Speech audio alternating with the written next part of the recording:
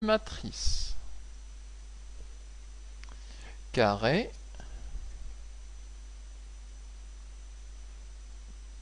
P inversible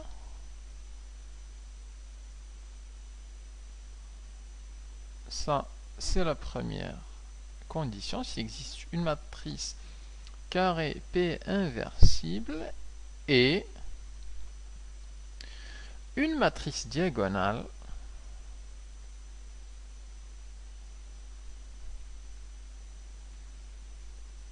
je peux préciser une matrice carré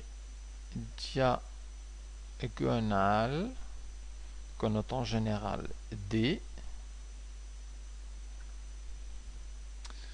tel que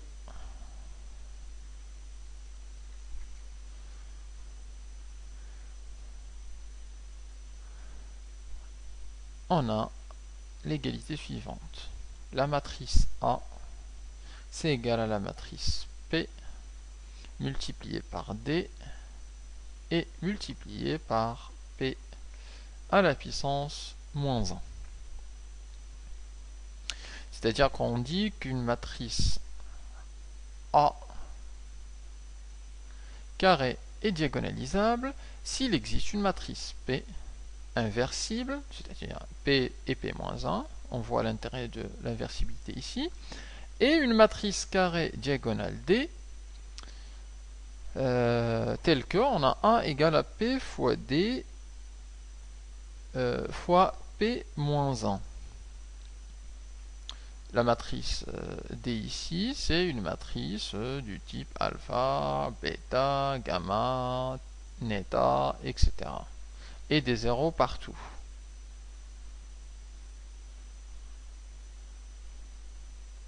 Donc ça, c'est les définitions dans le cas général. Alors nous, on va s'intéresser au cas d'ordre 2. Donc pour n égale à 2,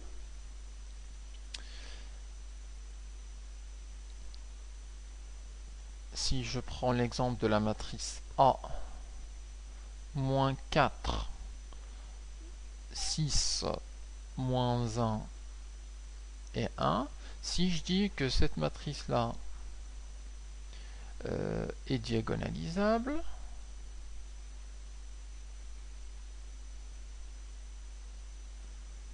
alors ça, c'est équivalent à dire qu'il existe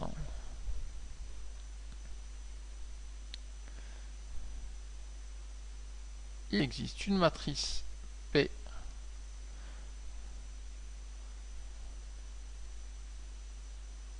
inversible et des nombres alpha et bêta appartenant à R tels que la matrice A c'est égal à P fois la matrice D, je l'exprime en fonction de alpha et de bêta, c'est alpha bêta 0 0 multiplié par P-1. Donc ça c'est la réécriture de la propriété ou de la définition de diagonalisation pour un cas n égale à 2. Donc si ça c'est diagonalisable, alors il existe une matrice P d'ordre 2, donc 2, 2 et alpha et bêta tel que le alpha et le bêta, c'est bien évidemment la matrice des diagonales dont on vient de parler. Alors, il faut bien comprendre que toutes les matrices ne sont pas diagonalisables. Certaines le sont, mais toutes ne sont pas diagonalisables puisqu'il faut nous trouver P et D et P-1. Des fois, on n'arrive pas. Et donc, ces matrices-là ne sont pas diagonalisables. Alors, regardons comment diagonaliser une matrice. Comment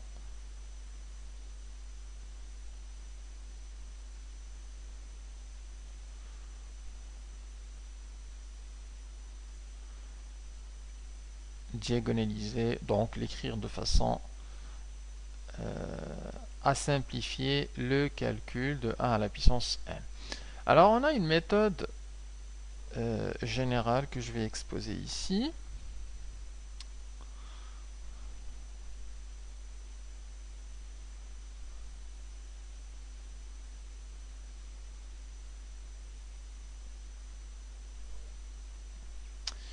Pour cela, je vais raisonner sur un exemple, soit A égale, si je garde la même, moins 4, moins 1 et 1. Alors, on commence par poser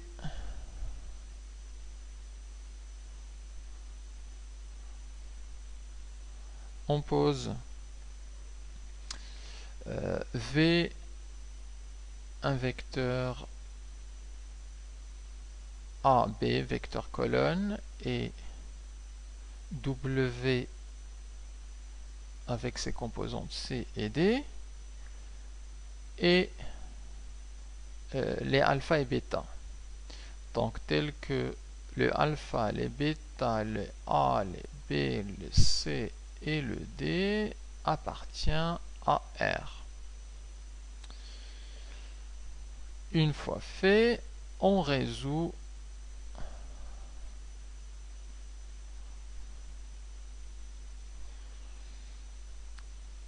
un système. Le système, c'est A multiplié par V égale à alpha fois V. V, c'est ce vecteur-là, la matrice A, c'est celle-là, et le alpha est un inconnu. Ensuite, on calcule le A fois W égale à bêta fois W.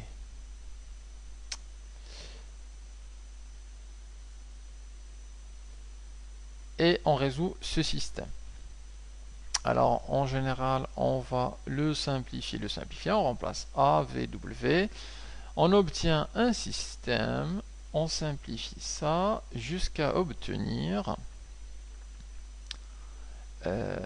un déterminant où on dira que le déterminant, c'est un déterminant en général qui fait intervenir simplement à l'intérieur là, on n'a que des alphas, soit des alphas ou uniquement des bêtas. Et à ce déterminant là, on dit qu'elle est égale à 0. Une fois qu'on a simplifié ça, donc on obtient un système dont le déterminant doit être nul, et le fait que ce déterminant doit être nul, eh bien, va nous donner alpha égale et le bêta égale. Si ce déterminant égal à 0 ne donne pas d'alpha et de bêta, alors la matrice A est non diagonalisable. Il faut absolument que lorsqu'on pose le déterminant égal 0, nous donne alpha et bêta. Et ces alpha et bêta, c'est ce qu'on appelle les valeurs propres de la matrice A. Donc on a trouvé maintenant le alpha et le bêta. Alors une fois qu'on a trouvé l'alpha et le bêta, eh bien il faut revenir à ce système-là, remplacer l'alpha par sa valeur et le bêta par sa valeur. Exemple, on a trouvé la 3, la moins 2, donc il faut remplacer la 3 et moins 2 et résoudre encore une fois ce système. Donc l'étape 4, remplacer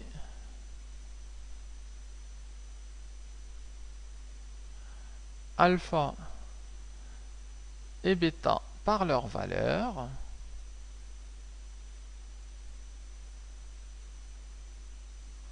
Je disais par exemple, on a alpha égale à 5 et bêta égale à moins 2. Et résoudre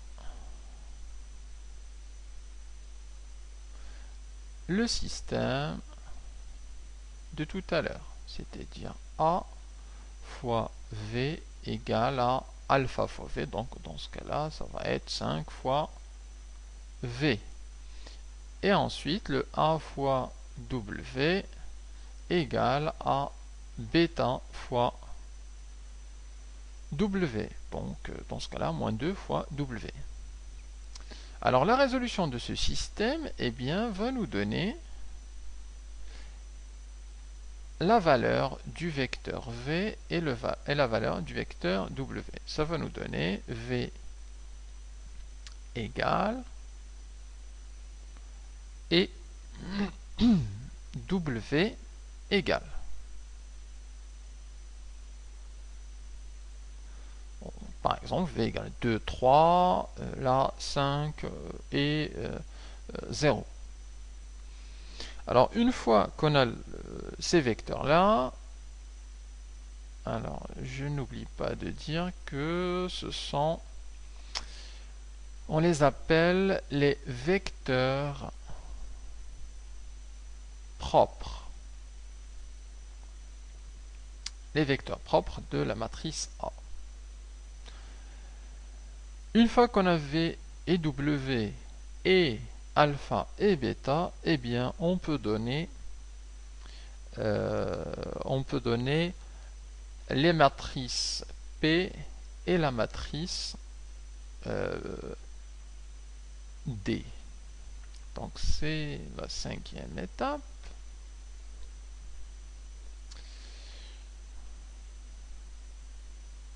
On connaît alpha et bêta et on connaît les vecteurs V et W.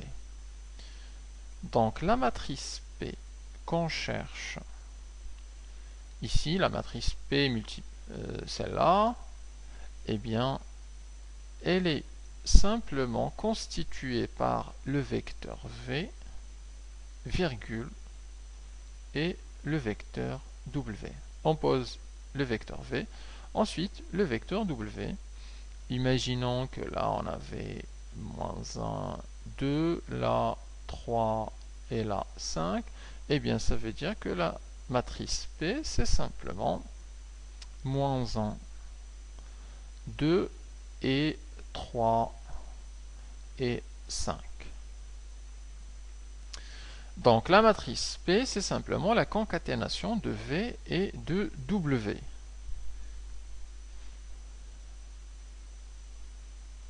Si je l'écris en fonction des valeurs de V et de W, le V et le W, c'est A, B et C et D dans le cas général. Donc A, B et C et D.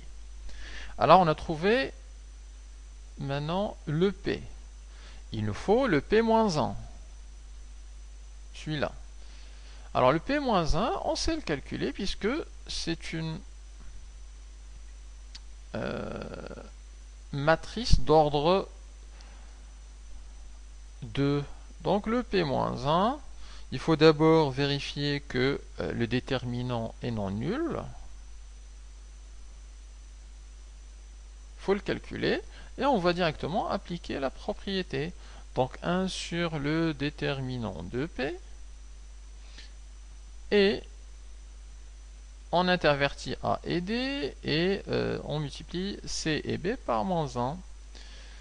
Donc ça va nous donner D et A et là c'est moins B et là moins C.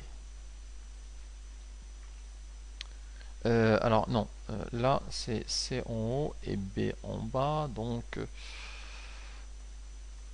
moins C et moins B. Puisque l'inverse on intervertit ces deux-là, on multiplie ça par -1 et ça par -1.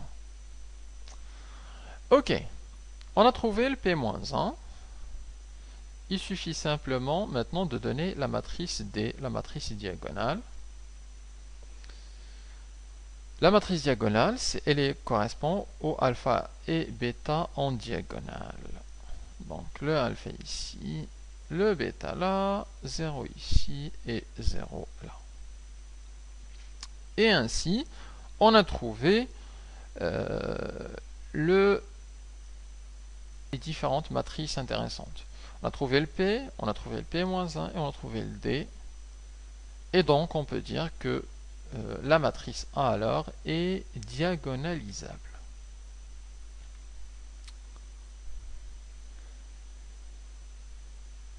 Alors il y a un peu de calcul, donc ça c'est la méthode générale, il y a un peu de calcul pour calculer le système, pour mettre le déterminant qui est égal à 0, pour calculer les différents vecteurs propres. Alors on détaillera ça dans les exercices